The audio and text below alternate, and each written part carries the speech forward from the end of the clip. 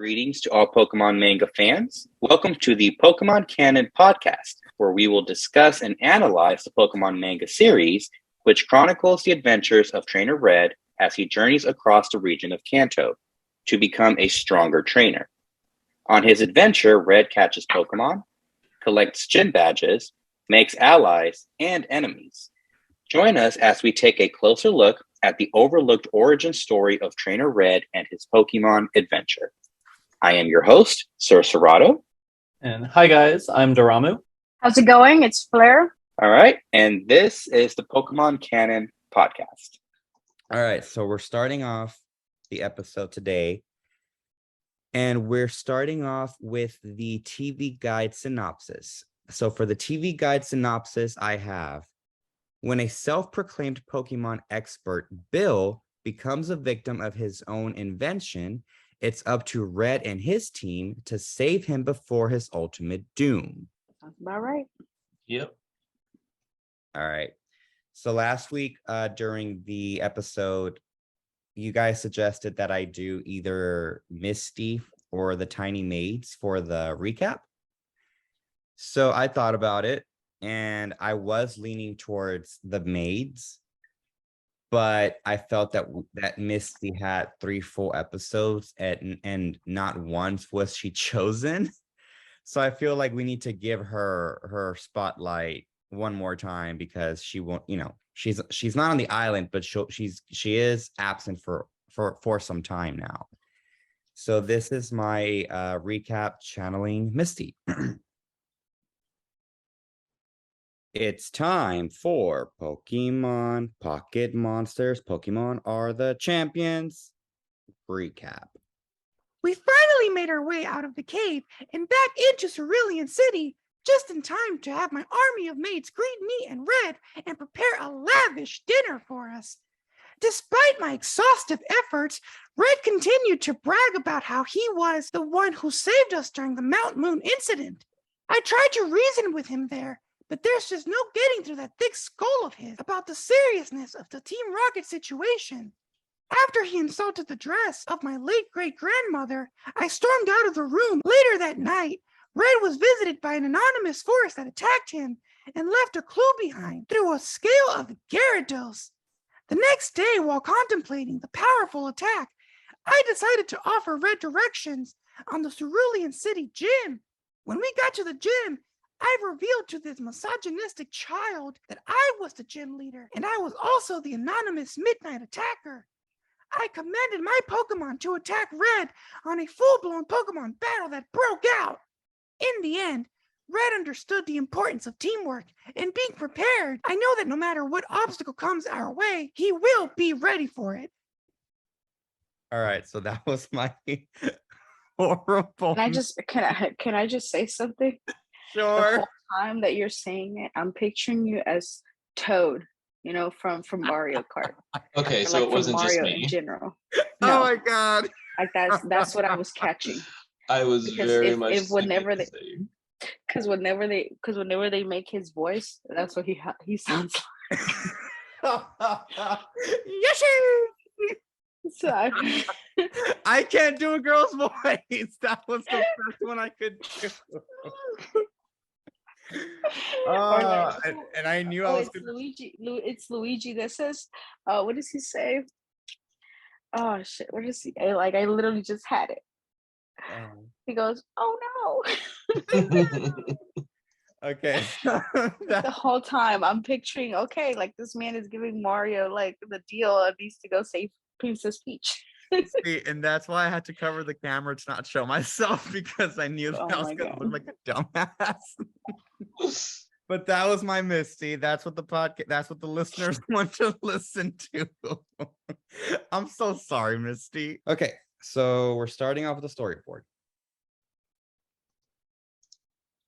So we open up with the scene, and we've got this tiny little, looks like a house, like a hut, looks like a lab, and it reads "not far from Cerulean City." So anyone that's played the games, we know exactly what location this is.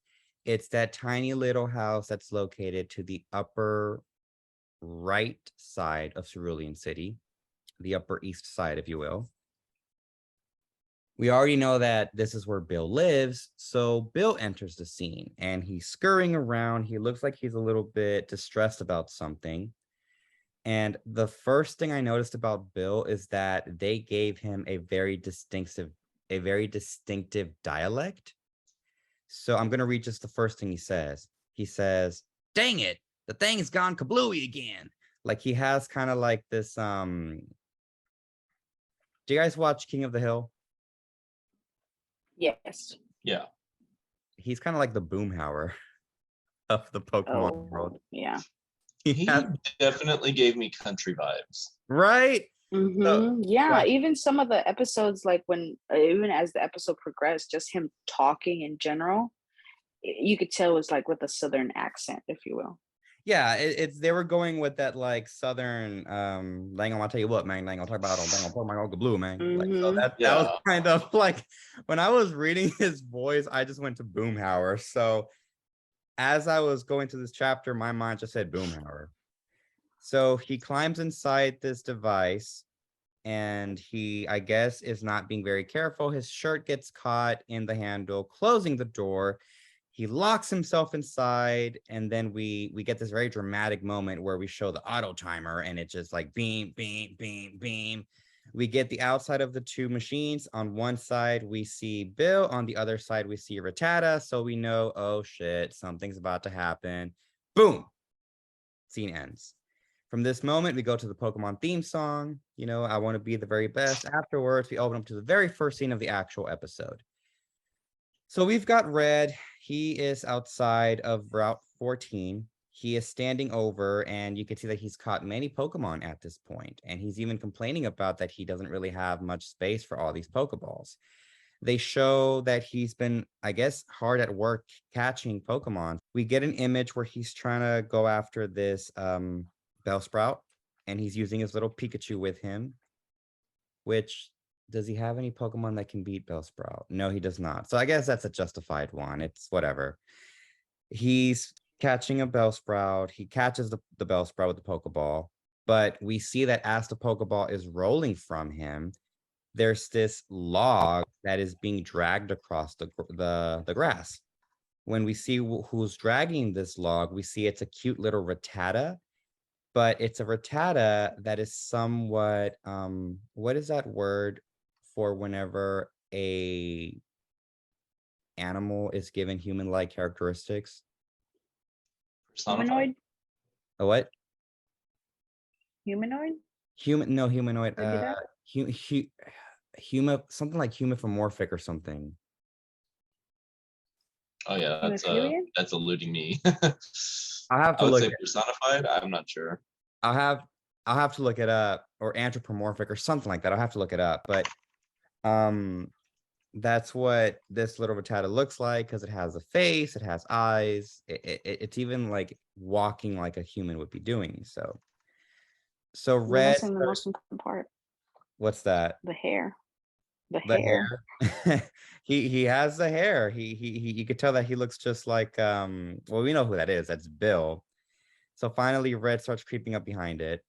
The little Pokemon, the little Bill that we all know, he's like scratching his hair. Red is right there, and I guess at first he starts to suspect, oh wait, is that like a new kind of Pokemon? He's standing right behind Bill. Bill even does this cute little thing where he's like arching his neck forward, I guess, and like putting his hands on his waist. So Red is just like, what the hell is that? Like, what is that? So when the Pokemon turns around, I guess his expression just shocks Red. Red is like, ah! So he freaks out. After that, Red explains to him the situation. He at least he tries to. But Red is just kind of like shocked about this, a talking Pokemon. And Bill's like, you know, what are you scared about? So he's trying to tell him. And he says, well, I may look like just a mutated Rattata, but I'll have you know, I'm a Pokemon expert. So as he's trying to explain the situation to him, from behind him, we see this view of something heading towards them. We see a Fearow just like snatch up this little Rattata. And I like how they kind of emphasize that it was done quickly because Red's eyes are like, where'd he go? If you guys see that little image right there. So we finally Yes. see that Rattata is being dragged into the sky and Red is just kind of looking up. I like how they don't really have this one be too heavy. It's more like a silly moment because Red even looks down at his Pokemon and he's like, should we help? The Pokemon, of course, tell him that yes, they have to help. So Red turns around and the trio of Pokemon follow Red as they follow this Fearow to save the Rattata. Red commands Bulbasaur to use a Razor Leaf attack. The Razor Leaf kind of like does this boomerang effect where it just kind of like hovers into a circle. So that's when the Rattata Bill yells, what kind of a lame attack is that? If you're going up against a flying Pokemon, you have to attack the wings. Like you have to paralyze the wings, which I like because they've never really explained why electric attacks are strong against flying Pokemon. But I like how here they kind of made some logic to that because paralyzing is tied into electric attacks. And if you paralyze the wings, naturally speaking, a bird would not be able to fly. So they even have an image showing the Pidgey and how its wings not being fully capable affect its ability to actually perform. So I guess this kind of aggravates Bulbasaur, but that's fine. Bill points out that Red still has 2 other Pokemon. He has Pikachu and Poliwhirl.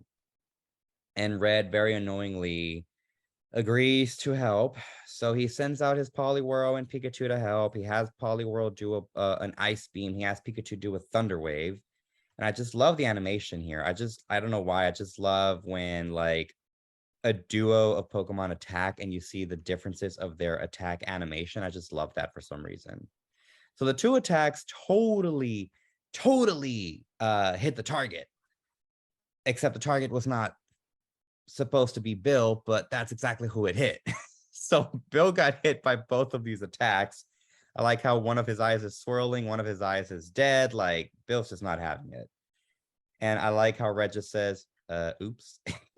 So Bill is angry and he's like, what are you shooting at me for? Like, you need to aim at the Fearow. And I guess Red is aggravated, but I'm not sure if he's aggravated at his Pokemon's performance or Bill. So Bill tells him that he needs to aim at the Pokemon. So so Red and his Pokemon are running after him. Red launches Pikachu into the sky. Pikachu kind of like hovers right over Fearow. So we're supposed to get the impression that I guess somehow he missed whatever attack that was supposed to be. No, Pikachu was actually aiming even higher. He was aiming towards the sky. I like how they start to emphasize that there's clouds and it's getting dark outside, which anyone who lives in Houston where it rains excessively knows what that means. So Pikachu starts to do a very dramatic and you hear the rumble in the background. So that's when Red. So that's when Bill's like, what? And Red just excitingly shouts out, if you miss from below, try from above. And that's when Bill just kind of like freaks out and this powerful electric attack just like shines from the sky and just hits Fearow. As this happens, cute little Rattata like falls out of the legs and he's falling down. That's when Red starts running towards him and shouts, I gotcha. So he's about to be the hero. He's about to catch this Pokemon, but boom, Rattata ends up hitting the ground. I mean, Red is getting the job done. He's just not doing it in the most effective manner. Finally, after this, we see that Fearow is regaining, or he's not regaining consciousness. He is unconscious from what we see. His eyes have the little X on them. Red is standing over him. We even see that there are many feathers just scattered about everywhere. Pikachu runs over to Red. We're supposed to think that he's out. He's not out, because immediately Fearow bends his neck forward. He opens his wings up, and I guess he's about to launch an attack. We see Red, Pikachu, and Poliwhirl completely freak out over this. They are about to be attacked by this giant, furious bird. We realize that Bill landed inside a cave not too far from here, and this cave, the top of it, it's very Lion King looking, from Pride Rock. But you know, Bill wasn't fortunate enough to land on the cool top of it. He landed on the cave at the bottom, where I guess Scar would like hang out and eat lions or whatever. So poor little Bill is regaining consciousness, and as he's regaining consciousness, he peeks forward and he sees that Fearow is standing right in front of Red, Poliwhirl, Pikachu, and Bulbasaur. Fearow actually uses his intellect and states that he is familiar with that stance that Fearow is doing. So he shouts to Red, "Hey boy, watch out!" That's when he says that it's the Fearow's drill peck. Well, he doesn't say Fearow drill peck. He says Fur drill peck. Then I'll tell you what, man. So that is when Red just says, "Huh?" He looks forward, and there is this action animation where Fearow is spinning his body, but he's using his actual peck as an actual drill. So I like how when Rhydon used his like horn drill, like the actual horn was spinning. In this one, since Fearow does not have a horn, I like how they're explaining that he's actually attacking by spinning his body as opposed to his actual peck. Mm-hmm. So he's aiming right towards them, right in for the attack. Poliwhirl jumps right inside the battle to protect them. Red is looking at this.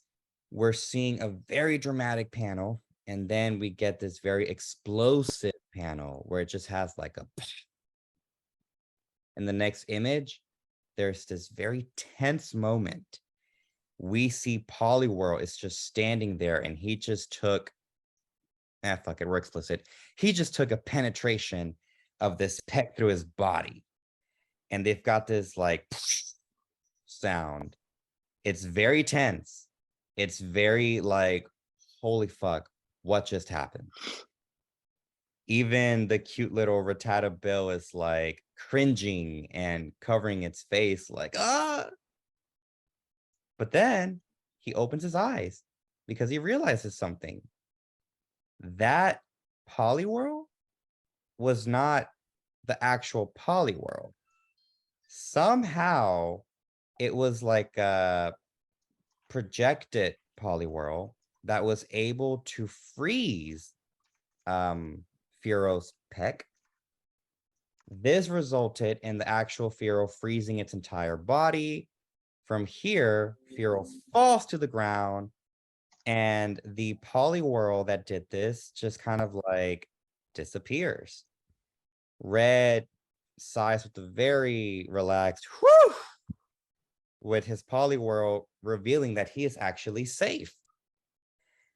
Red turns around and he sees the cute little Rattata, and the Rattata just kind of states like, "You cannot tell me that you actually planned that. Like, how did you plan that?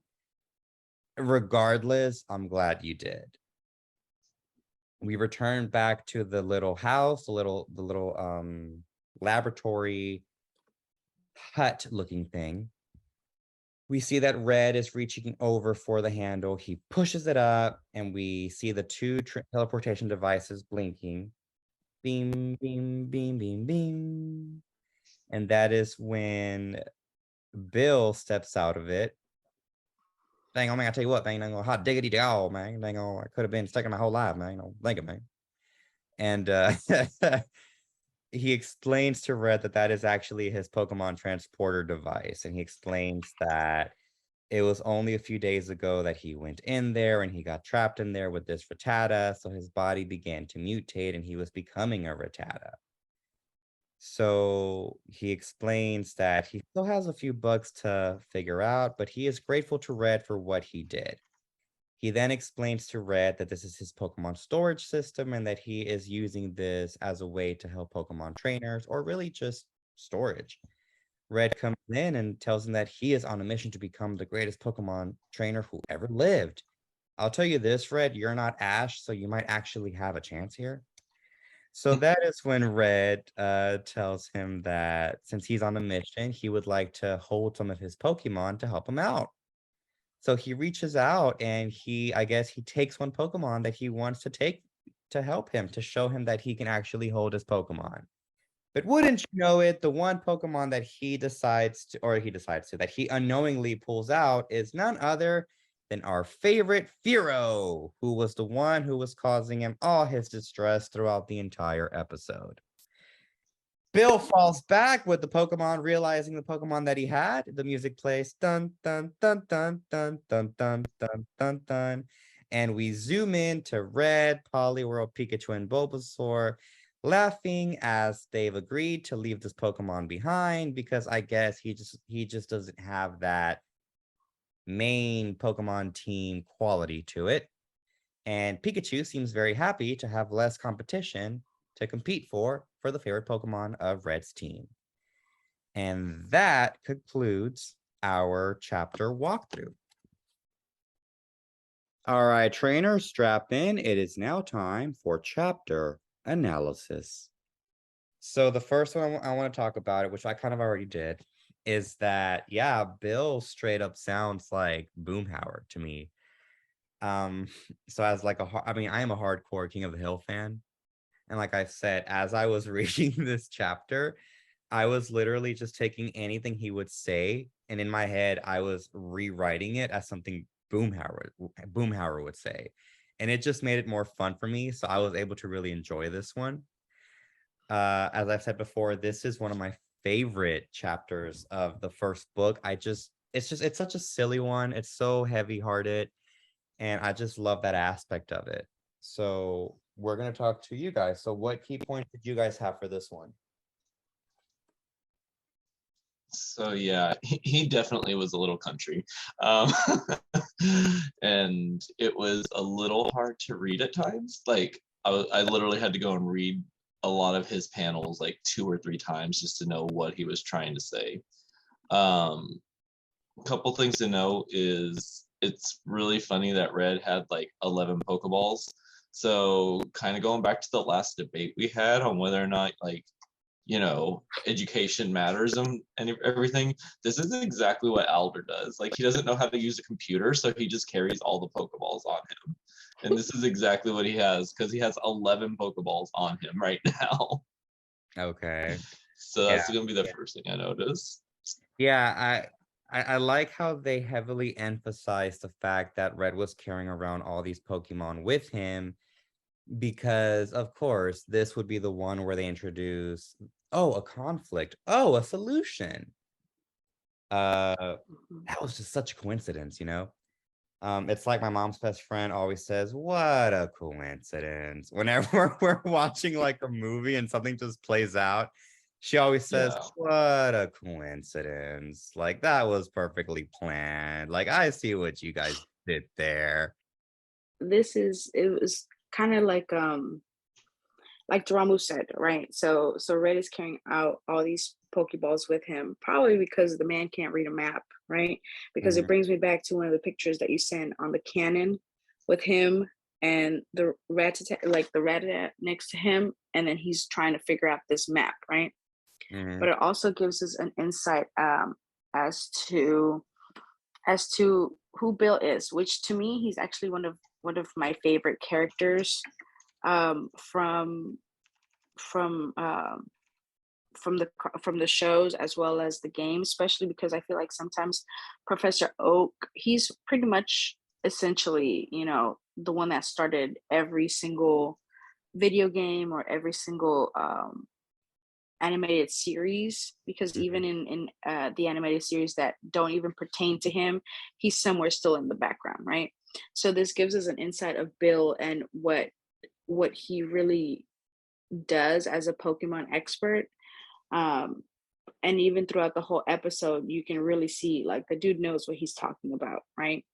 From getting kidnapped to telling Red how to save him, pretty much, step by step. So yeah, I do.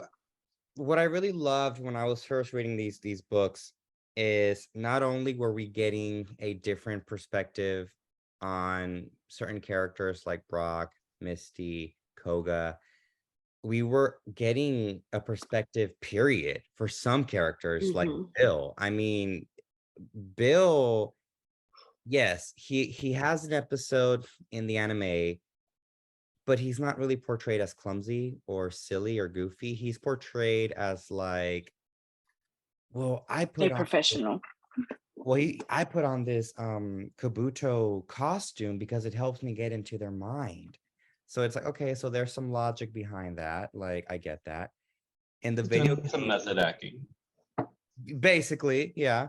In the video games, he's just kind of like, I got into the situation. Can you help me? Good to go. And that's it. But in the manga, for him being in like what, 14 pages, or not even that, maybe like 12 pages out of the 14 pages, you really understand who he is. And I think anyone who's from the South, like us, like really understands who he is. Because I've had these customers at work. Like I've had people that talk like this. I dated someone who talks like this. So that have been because you're a fan of Boomhauer. it is, but I can picture Bill saying like, well, thank you, Red. I'm gonna fix you a good old dinner for that. Like fix you. He probably refers to every soda as Coke, regardless of what flavor it is. Like he is like straight up Southern, and I love it. Like as a King of the Hill Boomhauer lover, as a Texan at heart, like I just love it. I loved everything about Bill. I loved everything about this chapter. I will say I'm a little biased. Now we need to fucking talk about this because I don't know what the hell it was. Let me just mute that. Now, I don't know what the hell it was, but what exactly do you guys think Polyworld did? Because I didn't get that. So I was so confused because, well, I was confused at a couple of his attacks in this episode, but wouldn't that have penetrated him through and through when he got attacked like that?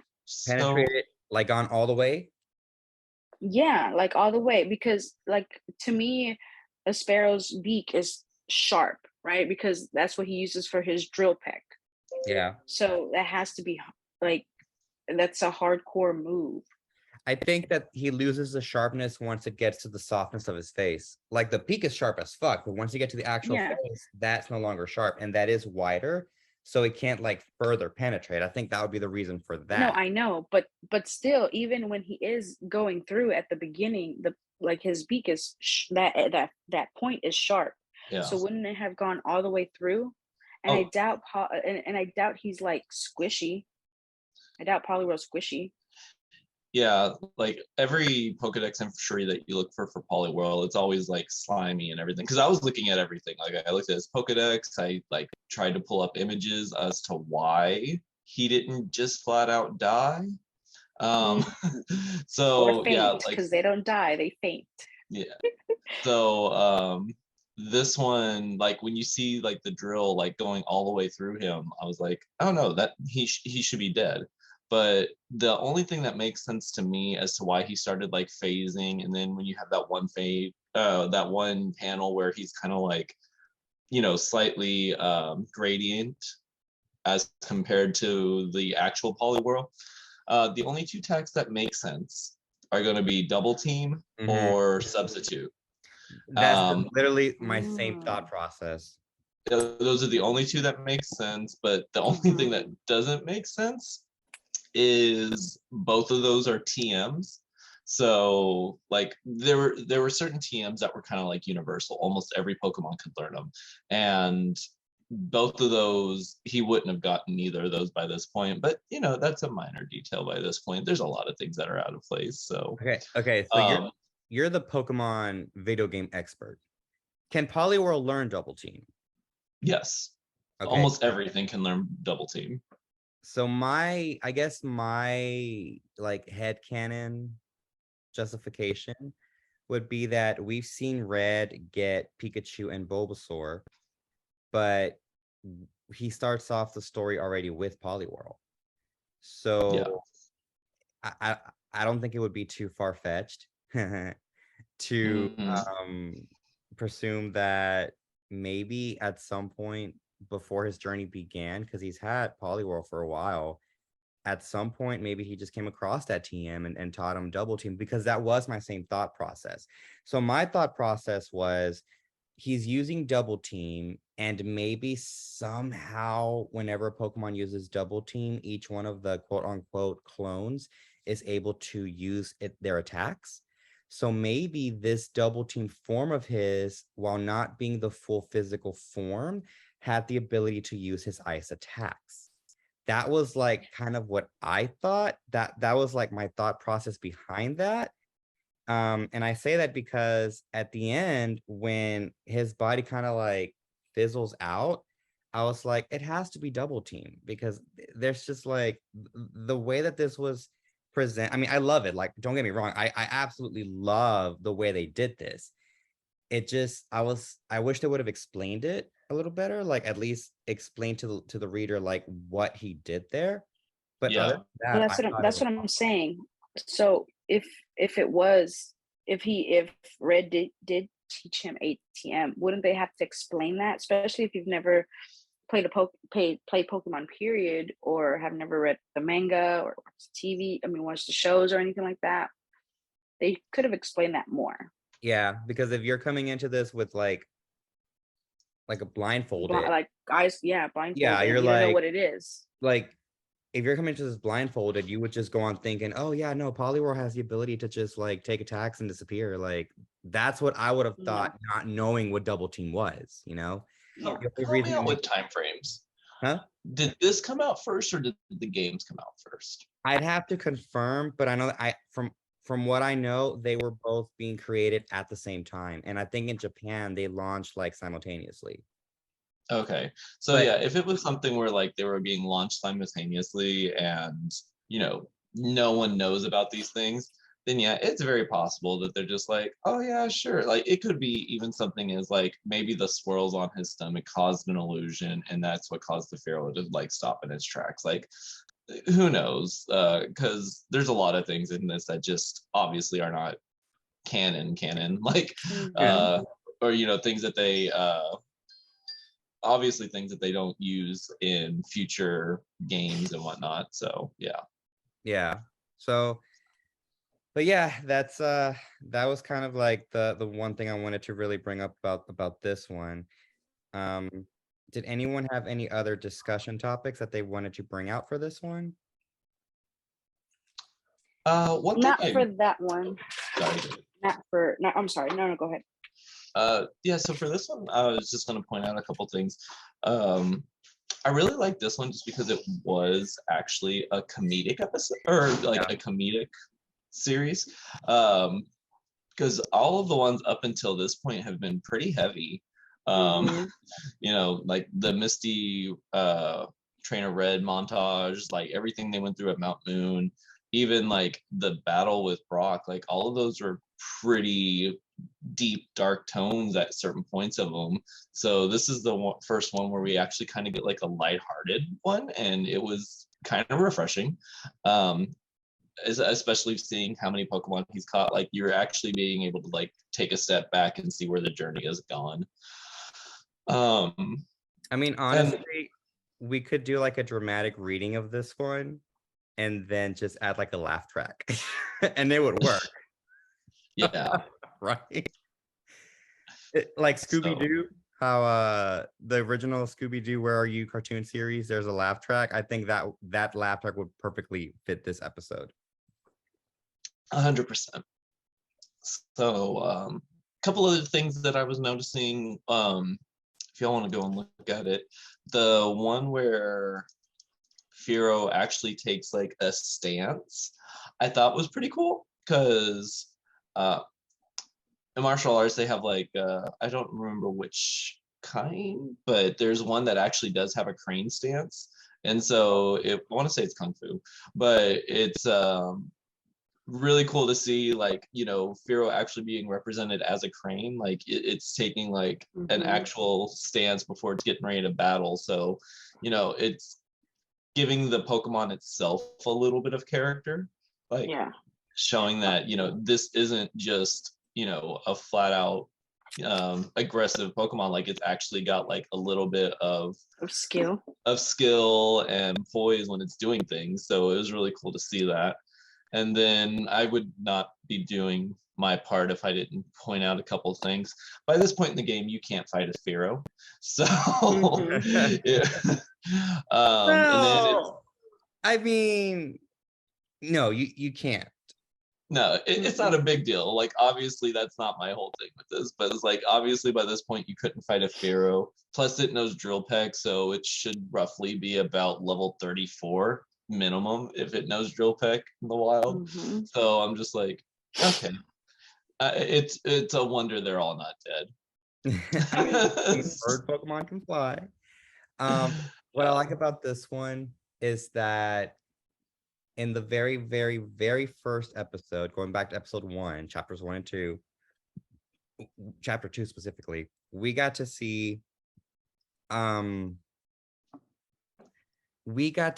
Red's like intuition when he used the sunlight from the outside to light up Bulbasaur's bulb and use a solar beam attack.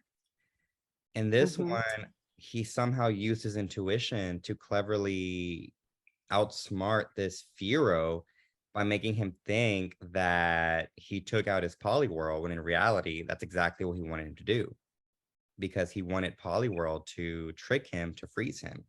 So I really like how in this one, like, when they break the rules, it's annoying, but when they're on it, like, Red thinks outside the box. He's very clever. Like, he's not so like bubble beam, ice attack. No, like he thinks of clever ways, or he figures out what to do. And I just like that he has that intuition. So I saw them kind of like calling back to the first episode of him having that ability and him having it here again. So in some battles, it's frustrating when he doesn't do it, but in some, I'm like, whoa, like he actually did it. Good for you, Red. That's kind of the thing with intuition, though. Like, you can't use it like a superpower.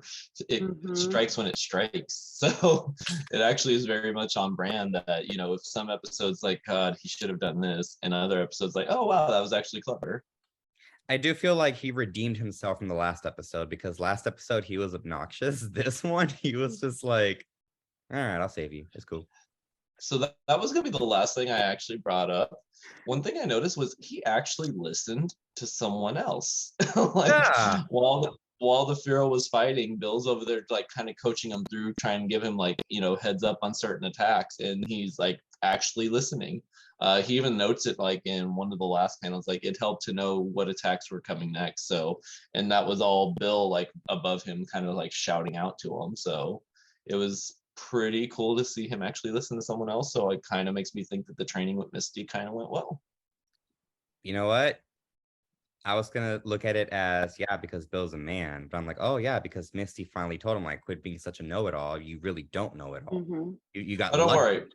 My first thought did go to it's because he's a man, but I haven't seen enough interaction since then to see if that holds true or not. So I'm giving him the benefit of the doubt and saying Misty got through to him, and he's actually willing to listen now.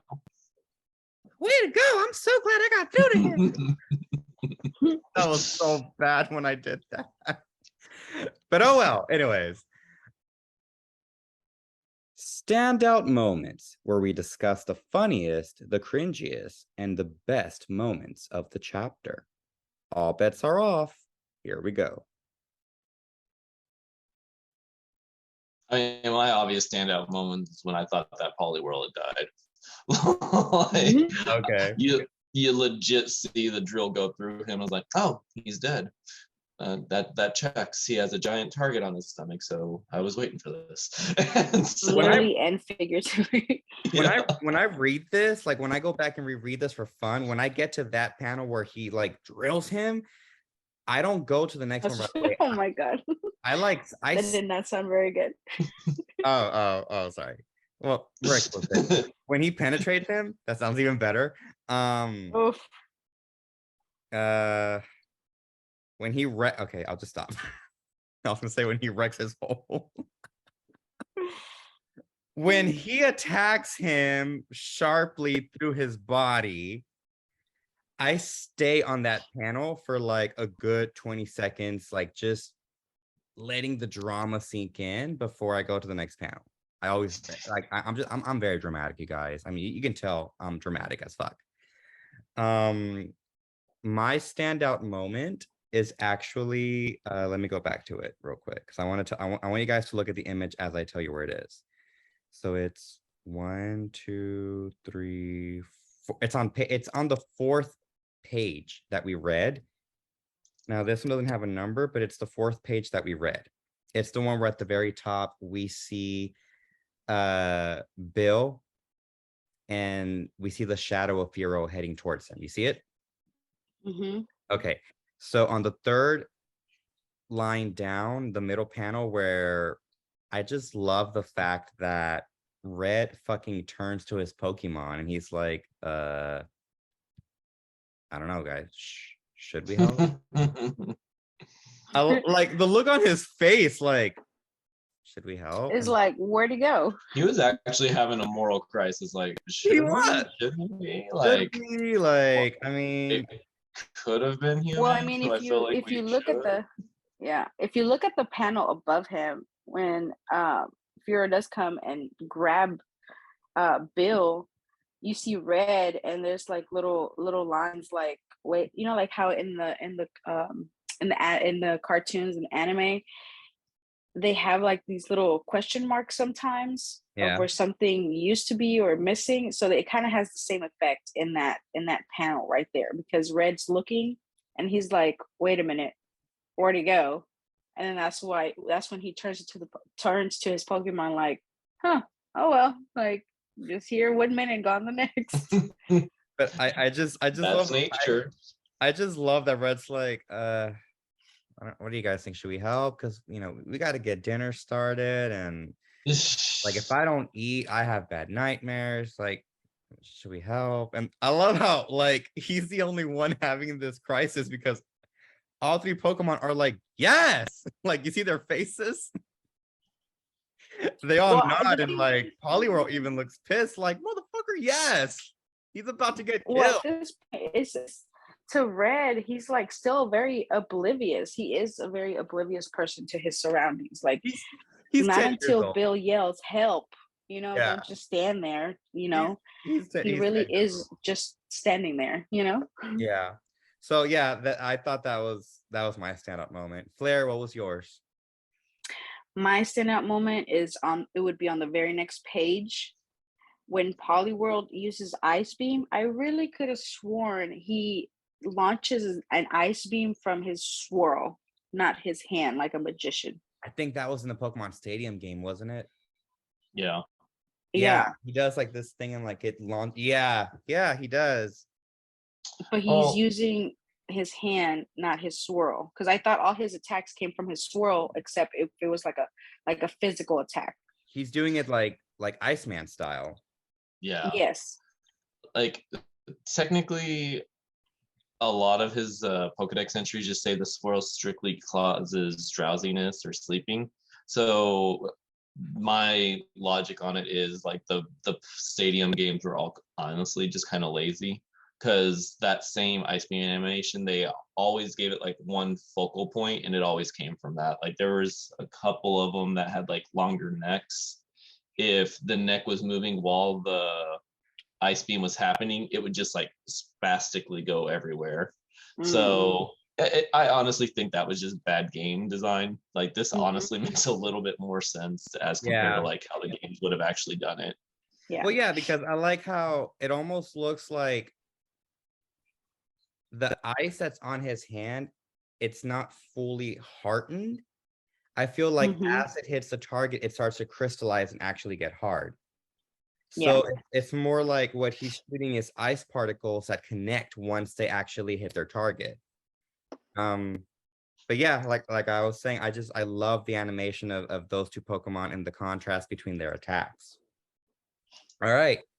So for now we're moving out to that scene. Do either of you think that Killian's that scene was in this chapter? And if so, which scene would you think it is? I don't No. think so. No? I feel like it was close because we almost saw a murder, but we didn't see a full murder, so that was not the scene. Exactly. So you guys are saying that if Poliwhirl had been murdered, it would have been that scene for you guys. It would have been pretty yes. up there. Okay. But it wasn't like, this was very just comical type of chapter. So if there would have been an oh wow kind of moment or that moment, then it wouldn't have been on this one. Exactly. This one's just too it's too whimsical, if you will. You know, it's very loose. It's very like, you know, we see Red as a child, a 10-year-old child out there in the world by himself, and Bill, this Pokemon expert, you know, that by his own, I get accident, you know, a little bit of carelessness, if you will, turn himself into a Pokemon, you know, like mixed himself with a Pokemon. So it wouldn't be in this chapter. Interesting. So you're saying that you personally believe that that scene is going to be in a heavier episode. Yes, I personally think like so. A serious one. I feel like it'd be maybe not a super serious one, but not a lighthearted one. But not a lighthearted one like this one. No. Daramu, what do you think about that?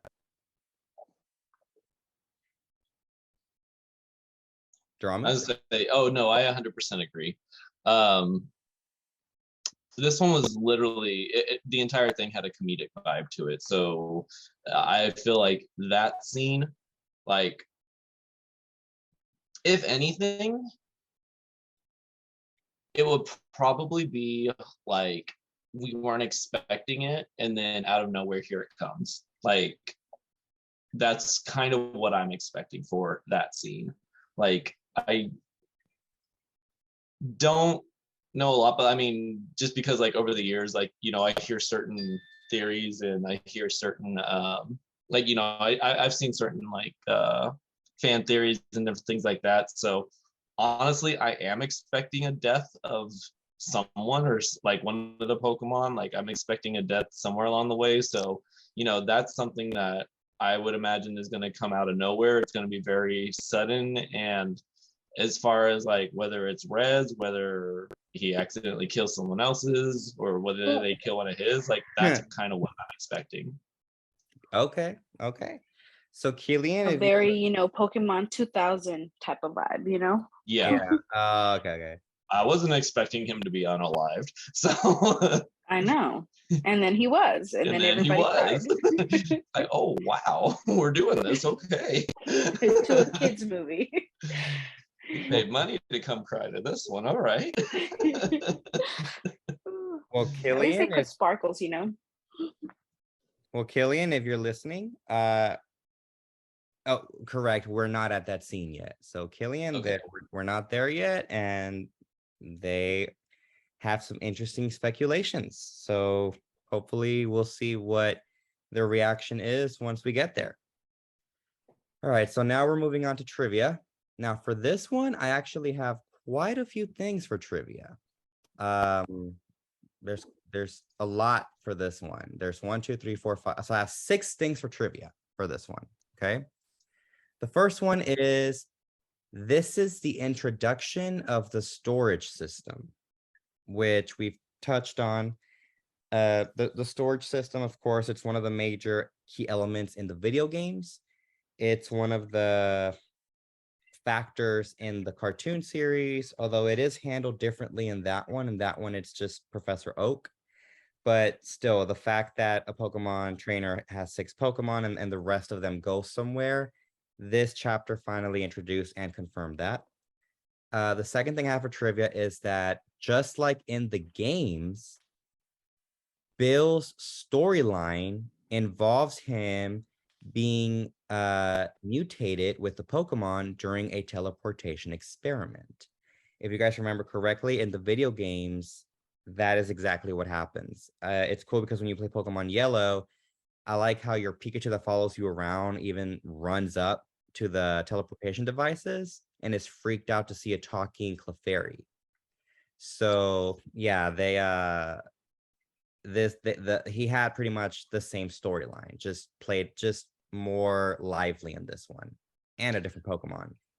Did y'all ever see The Fly? And that was actually part of the trivia, that the storyline is a reference to the movie The Fly. Oh, okay. No, never Sorry. seen The Fly. So let me just get to the part. Sorry. So it's okay. So the next one is that the mutated Rattata is the first talking Pokemon in the manga. So we know that in the cartoon series, it's Meowth. In this one, it's Rattata. Okay.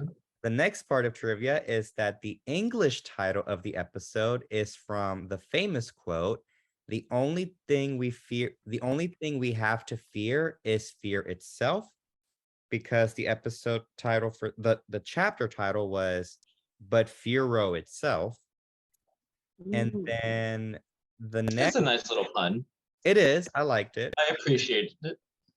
The next trivia, it's kind of an error, but at the beginning, the very first picture of the second page, it reads routes 24 through 24. And that must have been like they could have just put route 24, but then putting routes 24 to 24, it's considered an error for the story. And of course, the last thing I had for trivia was that the storyline is a reference to the movie The Fly. So yeah, I'm sure you've seen The Fly. Oh yeah, no, it's definitely. So what happens is was it Jeff Goldblum? Yes. Yeah, Jeff Goldblum is literally making like a teleportation device, and he's supposed to be teleporting his body from one capsule to the other, but a fly gets in there as it's happening, so he ends up getting like genetically mutated with this fly. And throughout the course of the movie, like his skin starts peeling and he just like eventually becomes this fly. Yeah, that face. So yeah, it's very, very gross. But when I saw how they did this, like, oh, it's the fly. Yeah. So like, and I was waiting for the end to say that because that is like one of my favorite horror movies. I love that movie. Fleur, have you seen The Fly? No, never seen it. I am not a fan of horror movies. You need to watch it. Okay. It's an old classic. If it's like me sleeping with the light on all day, no, I'm good. No, it's more like you not being hungry for the next 5 days. That's even worse. And just I'm trying to lose weight, so I guess that would help out. I don't know. You're gonna be so repulsed whenever you try to eat something. So for our listeners, The Fly, it stars the sexy guy who was doing that sexy pose in Jurassic Park with his shirt open and he's like just leaning on the table. Jeff Goldblum. He's in this movie, and the whole movie, as he is turning into a literal fly, the size of an adult, it falls under the category of body horror. That's what that movie is classified as, because the way his body starts to mutate throughout the movie is just horrendous. It's disgusting. His skin starts to like boil and like his skin starts to peel off, and from the inside his skull is like the face of an actual fly. Like he's becoming a fucking fly. and it's disgusting. There's a Simpsons episode that parodies this where Bart he enters a machine with the spider, but theirs was comedic. It was just Bart's body with the freaking no. It was it was. I thought it was Bark's body with just the fly head. Yeah, it was a fly. And then the fly had the fly body and Bart's head. Yes, but I was thinking spider because there's a scene where Bart intentionally traps himself on a spider web to make a spider think that he's like available to eat. But when the spider goes to get him, he flies off and goes, "Ha, you dumbass," or he says something to it. So I was thinking spider. For some reason, I was thinking spider, but no, yeah, it is a fly. So if you guys haven't watched that movie, oh, you need to watch it. It's such a good movie. Like, seriously. I'm gonna see if it's on what is it called? Amazon Prime. And if it is, I'll catch it. And if it's not, well, that's destiny. Check. I gave it a shot. Check. It is such a good movie. Predictions and hopeful storylines, where we discuss what we hope is to come. Well, after this is where the game kind of branches off. Like no, he's supposed to take that one route. He's supposed to go to the dark cave. Mm-hmm. And then from there, that's when it starts to branch off. So I'm gonna say, because they've done a couple things. They've actually like omitted a couple things also. So I would say the next part is either going to be him heading towards and possibly getting through Dark Cave, or him heading through the route that had the Pokemon daycare and then getting introduced to the Diglett tunnel. But that's going to be my next two predictions. Okay. Fleur, what is your prediction or hopeful storyline? So I feel like hopefully, to me, he'll encounter more trainers, if you will. I feel like Red has a lot of even though he is just 10 years old, a lot more of, I guess you would say, trainer maturity to do. He's still thinking very to himself, even though we do see in this chapter, he's not as self-absorbed as he was in the previous one. I do want to see him do more battles just so that he can become stronger, and not just his Pokemon, but then also maybe go ahead and do like Daramu said, just go to the Pokemon daycare. I feel like he would learn so much there. He would become more knowledgeable of Pokemon themselves, especially how to take care of a Pokemon egg, because if you play the games and stuff like that, hatching a Pokemon egg is not easy. It's a lot of steps. So maybe get some of that for him, a little. And I feel like if he were to encounter a daycare, he would, I guess you would say, appreciate the raising of a Pokemon more, because right now he's very into the mentality of, I gotta catch them all, and he is raising the Pokemon that he has, which is perfect, but he's still into that mentality of being a Pokemon master. Okay, so basically, Daramu, you're thinking it's gonna branch off to like various storylines, and you're curious about the Diglett Cave. And Fleur, your prediction is that they're going to focus on the daycare. Okay, so when I was reading this for the first time, I noticed that they gave focus to the little house above Cerulean City, but they gave no focus to the museum in Pewter City. So I began to wonder if they were going to focus on the power plant. Like, I really wanted to know if they were going to, I was like, are they going to show the power plant? Because I think that would make a great episode, but we'll see what they do. All right, so I sent you guys an image to the group chat, and this image has a clue to what the next episode is going to be about. So I want you guys to look at it and just tell me what you guys think based on that image.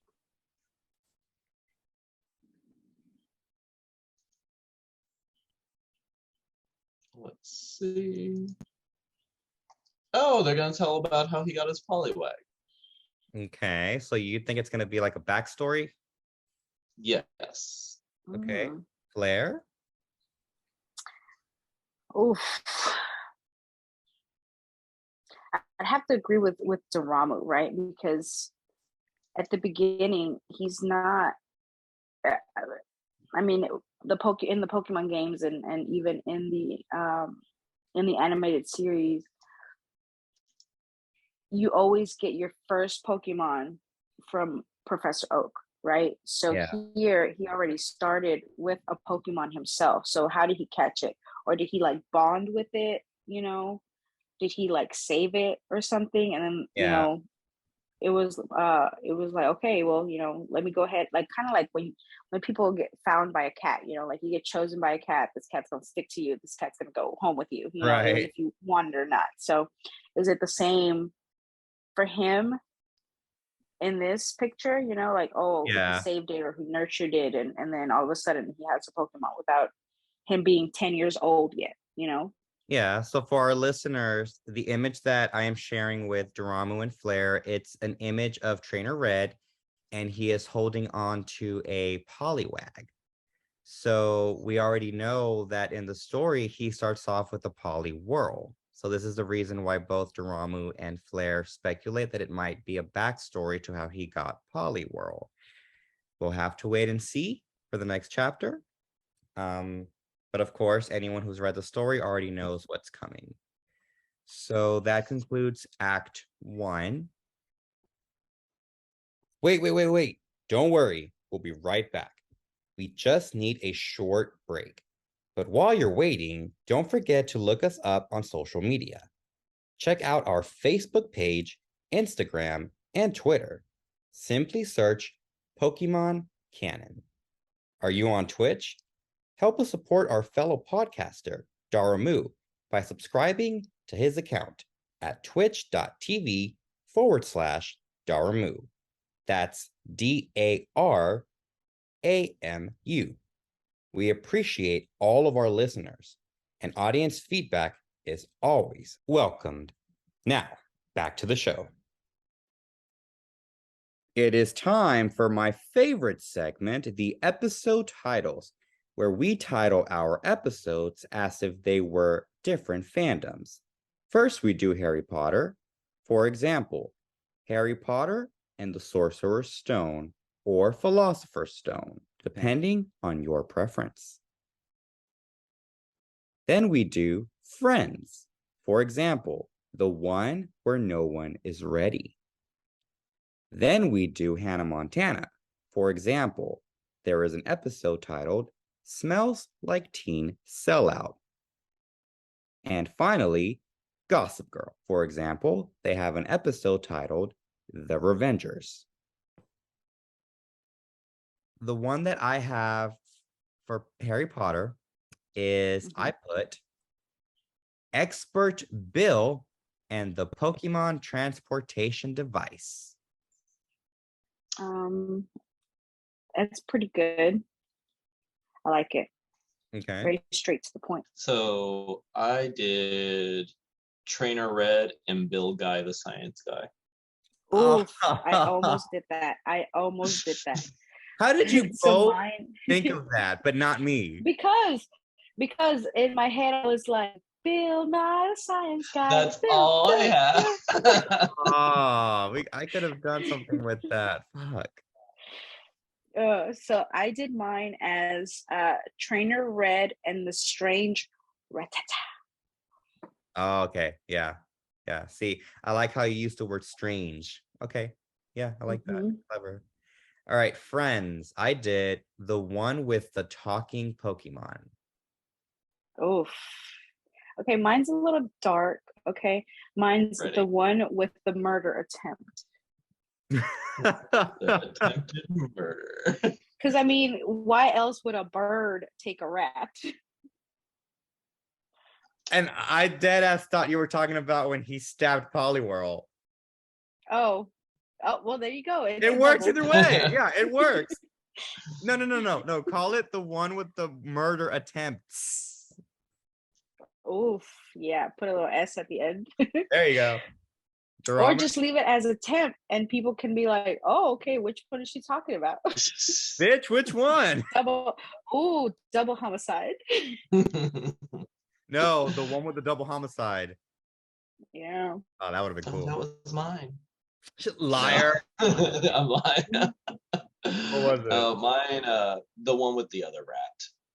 Because this one was very Ooh. focused on Bill. And then the first time when we had a rat focus was the Pikachu one. So it's like, it's the one with the other rat. Yeah. Man, you That's a really good like one. Pikachu. I picked up on it. I picked up on it. I caught There it. is a little resentment in it, but yes, it's the one with the A other little, rat. just a little. I Just caught a it, dude. I smidge. caught that straight up. Like, don't even with me. All right. Hannah Montana episodes. Did you guys ever watch that show, True Callings? Like back in the day on Fox? No. So they had a theme song, and the theme song was called Somebody Save Me. So I just called this one Someone Save Me. Is that from like Smallville? No, too? it was its own. It was the That was girl. a different one. It was Eliza Dushku. She had the ability to relive the Douche last cruise. day that. No, that's her name. She had the ability to relive the last day that dead people lived, and she would prevent them from dying. Yeah. Okay. So mine is Sparrows just want to have lunch. Like Cyndi Lauper's Girls Just Want to Have Fun. Oh, okay. See, I like that one. That's cute. It's cute. I love the fact that you also just made kind of like your title is very comedically lighthearted, which it perfectly fits the episode. Daramu? I chose Venus Fly by Grimes. Because most of this was the Fearow fighting. So there's one line in that song, it's like, why are you looking at me? And it's like the major chorus throughout the entire thing. So that one just stuck. Actually, that one was legit going through my head as I was reading this whole thing, was Grimes' Venus Flytrap. Okay. All right. So now we're going to go into the title for the Gossip Girl. And I want to go first because I want to make sure that drama did not get this one. I simply put The Rat as a reference to The Fly. That's fair. That's fair. That's fair. And I think mine is pretty clever because I could have said The Ratata, but no, I said The Rat.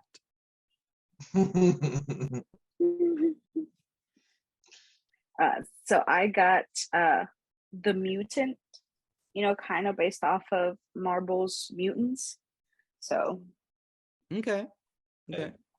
Daramu? I did Ratata Trap. Just off of Parent Trap. Ah, okay. I know that was the premise of the movie. I just really liked the alliteration with Ratata Trap. I am surprised that we didn't get the same one for that one. So kudos to us. Very good, guys. So now we're moving on to Who's That Pokemon. So we are rebranding the Who's That Pokemon simply because, we're changing the format for the layout a little bit. So what we're going to do is I have the Pokemon that I'm thinking of. And you guys have 20 well, really it's just Daramu playing. So here's how we're playing Daramu. If you can get through this entire game without guessing the Pokemon with 10 questions, then that means that I win. Okay? And that means, so that means that I win and that Daramu, you're doing the recap and the walkthrough for the next episode. However, if you are successful in guessing the Pokemon, then you win and I do the recap and the walkthrough for the next episode. So, are you ready? I'm ready. All right, let me just go ahead and pull up the chat box and I will type in the questions as we go. So you only have 10 questions, okay? Now, we're changing the rules a little bit. You really have 8 questions. After 8 questions, you can either ask 2 more questions or ask for a really good clue. Okay. And a good clue. How good can the clue be, though? It has to be like extremely fair. Like it has to be something that will act like a Pokédex entry, but he cannot look. He can't Google it, or okay. Like, it just has to be something that would actually really help him with guessing the I Pokemon. think As he needs to Google it. He pretty much knows all of them. They're stored in there somehow. well, let's see. Let's see, Daramu. I have a couple Oof. clarifications that I need to make before I start my questioning. Sure. Are we including fairy type with this line of questioning? You may ask fairy type questions, dark type questions, or steel type questions. I'm not going to be too like strict about that. You just can't I ask would like to exclude them if that's okay. You want to exclude them? So you want to Yeah. play as Gen 1 Ooh. rules only? I want Gen 1 rules only. So the original 15 types. Yes. All right, let's go. Okay, Ooh. and then okay, cool. All right, so first one, is it a dual type? Is it a dual type? No, it is not. Okay, and then do I still get to do random guesses with each? Yes, you do. Is it a Tangela? It is not. Okay. So it is not a dual type. Is water one of the types, or is it a water type? It is not. Nope, water is not one of the typings. Okay. Is it a Voltorb? No, it is not a Voltorb. So just to reiterate, it is a dual type, not water.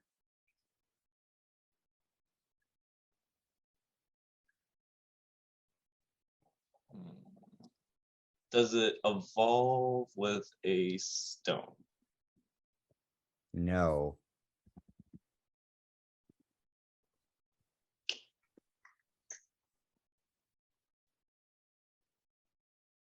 Random guess, Electabuzz. No. Okay. Does it evolve? It does.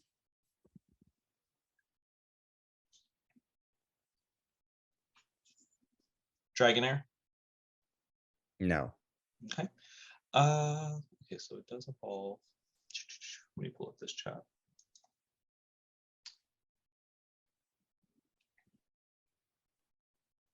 Does it evolve twice in Gen 1?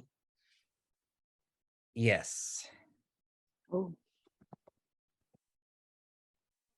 In other words, is it can evolve twice? No, in other words, is it the base Pokemon of a 3 evolutionary line? Yes, it is. Oh, okay. Is it? Let me type it. Let me type it in that way. Okay. Is it a base Pokemon to a 3 evolutionary line? And I misspelled evolutionary.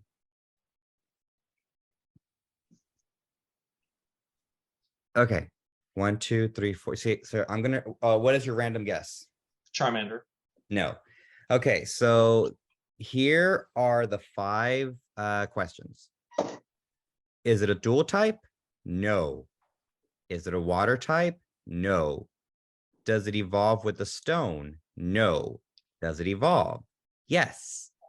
Is it a base Pokemon to a 3 evolutionary line? Yes. So you've got 5 questions left, or 3 questions and a really good clue.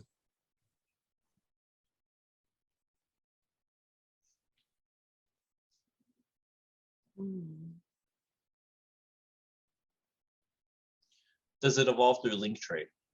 No.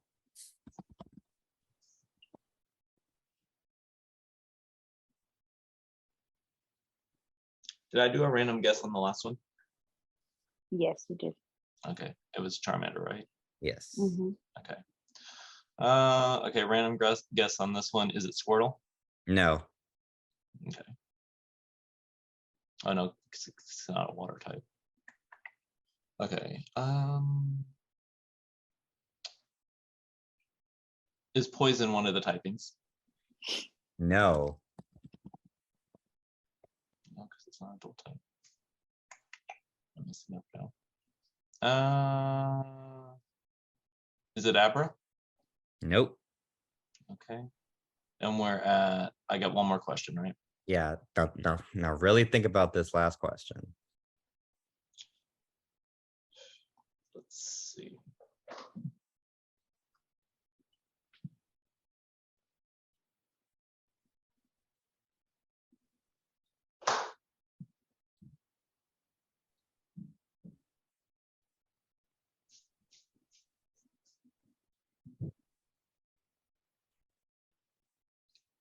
It evolves twice. Water's not one of them. It doesn't evolve with a stone.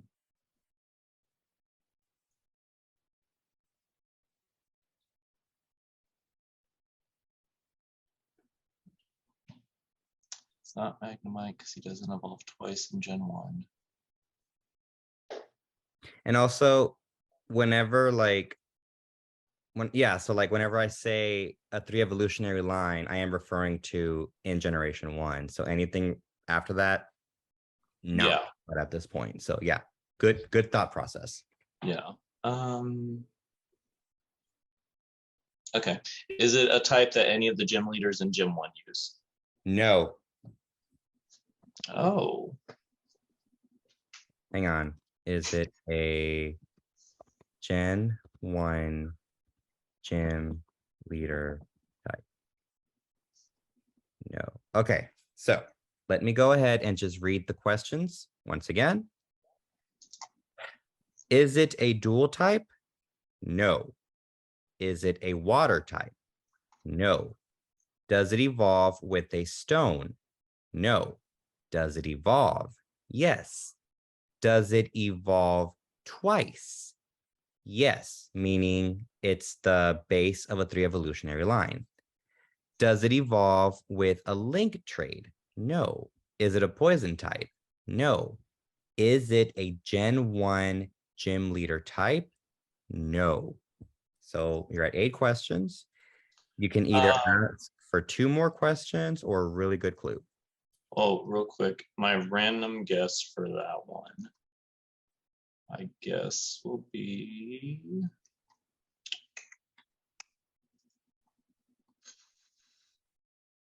Caterpie? No. Okay. All right. So that's my random guess. I will ask for a hint. A hint. Okay. So I know that you're not familiar with the anime too well. Mm-hmm. So if this hint doesn't help you, you are more than allowed to say, you would like another hint. Okay. All right. Here's the first hint. The evolution of this Pokemon was the focus of one of the 4 banned episodes in America from the first season. So once again, the evolution of this Pokemon was the focused Pokemon for one of the 4 banned episodes in America. Is it Porygon? No. Now, be very careful because you've used one guess. So you can either guess or ask for another clue if that one was not a good enough one for you. Yeah, because that's the only one I know that was a band. If I can do one more hint, then I'm good. One more hint? Yeah. Okay. Let me see. What's a good hint for this one? Okay. This Pokemon has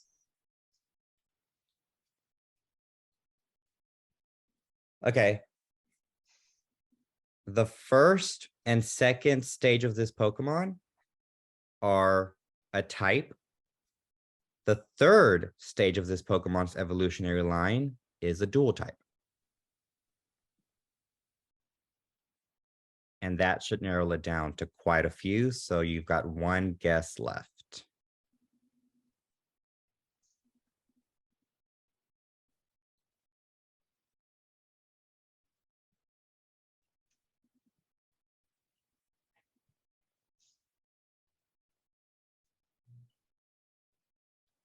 Flareite. I think Daramu might actually do the recap next week.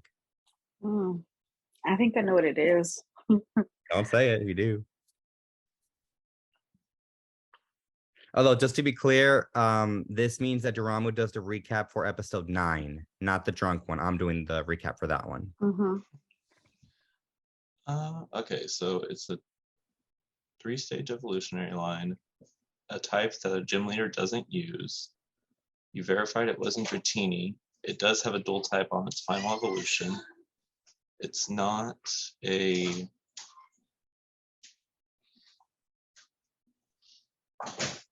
It doesn't evolve through link trade. And it was on a banned episode.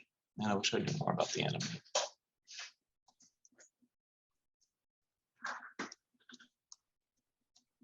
Three evolutionary line that's dual type at the end.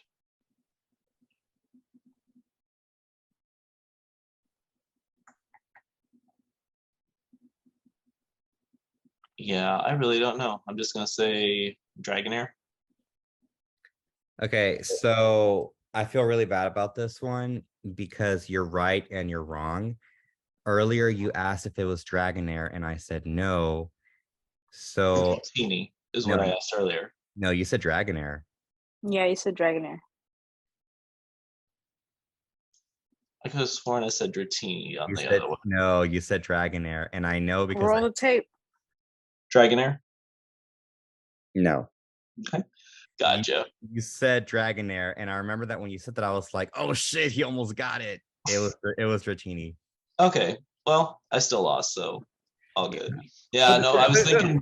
The crazy thing is, you basically got it. It's just that you got your own like mixed up process. Yeah. You would have. I mean, that's part of it, so it's all good. You would have gotten it. Like, I mean, and that's why when you were like rephrasing your questions, I was like, oh fuck, did he really just mess up the one that he said earlier because he's about to get it, but he just missed it by that one. But no, yeah, I mean, that's part of it, so yeah. All right. So Daramu, you are going to do the recap, and you're going to do the walkthrough for episode 9. Okay. So, really quick, Fleur and myself will give you 2 suggestions, and you pick who you want to do the recap as. So Fleur, what is your suggestion? And I have a really fun one I want him to do. Can we do... I'm stuck between Bill and Sparrow. You got to pick one. Oh, I go Bill. Bill. Okay, so Fleur suggests you do Bill. Now, the one that I suggest, technically, we haven't treated it as like a character in the manga. Okay. But it's been there. We just haven't addressed that way. My suggestion would be doing Pikachu. I'm a Heartbeato. No. My suggestion is doing it as the Pokedex. As a Pokedex? Okay. Yeah. I could do one or the other. Yeah. As the Pokedex? Yeah, because like an entry, right? Like that's what you mean? Yeah, like Pokemon, how the Pokedex always says, like, Fearow, the ferocious Pokemon. Yeah. So, like, either that dialect or do Bill. So you have 2 really fun ones to pick from. Okay. I can work with that. Now, remember, for that, you'll be recapping the drunk episode because I'm doing that one. So, since I'm doing the drunk episode, I need you 2 to give me a suggestion for 2 separate characters for me to do the recap for that episode. So basically, characters we've already seen, or characters or like completely different characters. It has to be a character that we've already seen in the manga series. I'm voting Misty again. You know, she did a great one today, so bitch. Really? You want to hear this again? Yeah. Oh god. Daramu, and then say in the background, what else does this voiceover remind you of?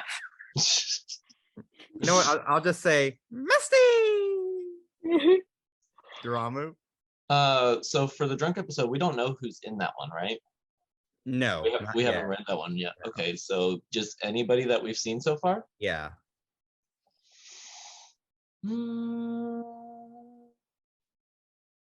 I'd still like to hear Misty's maids. Misty's Maids? Yeah. Damn it. So I got the same one from this one. All right. So just to recap, episode 8, the drunk episode. I'll do the recap. Episode 9, Daramu. So we've got to choose our characters and do the recaps for them. All right. So now we're moving on to the new segment we're starting called Did You Catch That? So for this one, Did You Catch That? It's a question for both of you. In the second page, you got to close your books. You got to close your panels. So I know that you're not like reading them. So Okay. I need your eyes looking at the camera. Daramu. Mhm. You're at the camera? Mhm. Okay. So my Hands question. up. All right. So my question to you is, and whoever answers first wins. How many Pokeballs did Red have on his belt in the opening scene? 12. 8. You're both wrong. It was 10. Damn. Because I specifically count. Oh, he had 11. Yeah. It was in my notes. I specifically put that in my notes. But one of them dropped. So he had 10 on his belt. You're right. Yeah. So that is the new segment we're starting. It's called Did You Catch That? So for every episode, I want you guys to like find something hidden that we have to quiz each other on. Did you catch that? Did you catch that? Episode rating, where we give our episodes a score of 1 to 5. We take into consideration the plot, the script, the character development, the obstacle of the episode, and overall quality. A scale of 1 to 5. So for this one, I'm going to go first. For the plot, I give it a good. For the script, I give it a good. For the character development, I give it a good. The obstacle I thought was hilariously good. And overall, it was a good episode. This is my very first 5 out of 5 distressed Pokemon experts. Distressed Pokemon. It's my first perfect score because I really love this one. Like this is a standout to me. This could have been the drunk episode. Man, I'll tell you what, man. So for me, I also agree. I do. I loved it. It was just a funny overall, episode. And we get to see Bill for the first time, which I love. The dude knows what he's saying about Pokemon and all that. And I give it, an entire 5 penetrations. So. Oh, and I was like, I was like freaking out, like not thinking of what to give it. You gave it the funniest one. You have to go with what you got. Daramu. Okay, so plot I think was good, script I think was good, character development I think was good. Obstacle, probably a 0.5. Like I said, this is just a comedic episode, so. And then overall, I'd say overall it was really good. So 4.5. Attempted murders. Oh. Yeah, so you guys beat me on that one. So right now that I'm just, looking back over the panels or whatnot. So when you see Fearow grab, fucking the rat, Bill. It's funny as hell because there's this part where Pikachu, jumps up in the air and Bill's like, what? And he's literally just being grabbed by like a small ass leg. Yeah. Like, what the fuck is that? I just noticed that. I'm telling you, this one was just, I like that we all agree. This was a good episode. It was a fun episode. It was lighthearted. After the 3 consecutive like heavy ones that we had, it was nice to just like take a little step back, a little break, Yeah. It was a completely different vibe from the last 2 that we've read. So it was nice. So this concludes the standard episode. So up until now, the last 4 episodes, including this one, have been just 1 chapter long. So the next one is our very first 2 chapter long episodes in a while. and that is going to be our drunk episode. So listeners, be on the lookout for that. It's going to be a really fun, exciting experience for you guys, and it's going to be a really tedious one for us. So hopefully we'll see you guys then. So I just would like to announce that we have 3 announcements. So the 3 announcements are announcing 3 special episodes to the listeners. Now, the first episode we're announcing is actually one that we have been talking about for some time now, and we're very excited about this. So I'm going to let Fleur tell the listeners what the 8th episode, why that one is a special episode, and why I was at a very specific store last night getting ready for it. So on our 8th episode, we're having a special fun, if you will. We're doing a drunk episode. So we're going to be talking about Pokemon, of course, and then having a couple of drinks with our favorite little bottles. So we've been planning this for a while, and I'm really excited about this because you guys are going to listen to, you know, a very innocent child's story dissected with drunk adults. So I'm really excited about that episode. And the reason why I'm choosing that episode for the listeners, for the ones that have read the manga series, there's a very funny joke in the 8th episode, which is the chapter that I think it's chapter, hang on, 8th episode. It's chapter 10. There's a very funny joke in there, and I felt that it'd be hilarious for us to discuss while drunk. Now, the episode after that is our second announcement. We're having a second special episode, and this is another one that we've been very excited about. And I want Daramu to tell the listeners what that episode is all about. It's episode 10, and why is that one special? So episode 10 is our Halloween episode, I guess what it would be. Yep. We're going to be doing scary stories from some of our listeners, some of our friends, and then along with that, it's also our Lavender Town episode. So that one's got a special place in my heart. Yeah, that's the one that I have been really excited to do. So we strategically coordinated the podcast to where the 10th episode, the Lavender Town story arc, would land on Halloween. So come Halloween, we're going to have that episode launch. So for all of our listeners, be prepared because that one is going to be one of our standouts. And the third special episode, and this is one that we're still working on, but we are going to be taking a short break in between book 1 and book 2. But I have been working on a special project for that. I have been working on a fan fiction. So I will be doing a holiday special, which focuses on our characters in a Christmas themed adventure. It's purely fan fiction. It's not canon. It's not part of the actual storyline. It's just something to kind of like give you guys a fun little story that I wrote incorporating these characters. And I will have it take place in between book 1 and book 2. And it's just a fun story that I'm working on for you guys to have and discuss. So those are the 3 episodes that we have coming up. And just be on the lookout for those. All right. Thank you, trainers, for listening to our Pokemon Canon podcast, where we review the Pokemon manga. If you're listening to this on our podcast channel, don't forget to leave a 5-star rating and review. If you're listening to this on our YouTube channel, don't forget to like and subscribe to our channel. Help Pokemon Canon grow and reach a wider audience. We appreciate all your support. This has been your host, Sir Serrato. Hi, Daramu. And of course is Fleur. Thank you to all of our listeners. Bye. Bye. Bye.